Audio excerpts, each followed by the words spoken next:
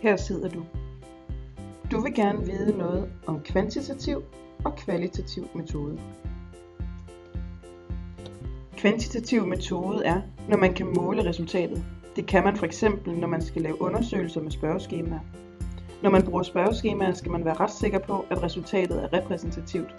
Det vil sige, det gælder for den gruppe, man undersøger. Derfor bruger man spørgeskemaer, når man skal have svar fra mange mennesker. Fordelene ved spørgeskemaer er, at man kan få ens svar på mange spørgsmål fra mange mennesker, og man kan måle de informationer, man får. Ulemperne ved spørgeskemaer er, at det er svært at få nye informationer, og man kan ikke være sikker på, at folk svarer ærligt.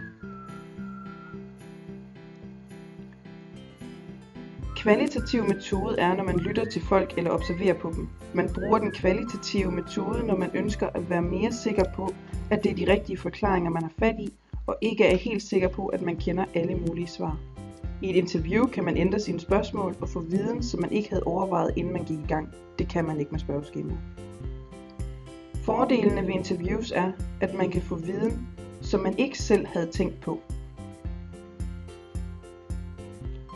Ulemperne ved interviews er, at det tager lang tid, hvis man skal interviewe mange mennesker.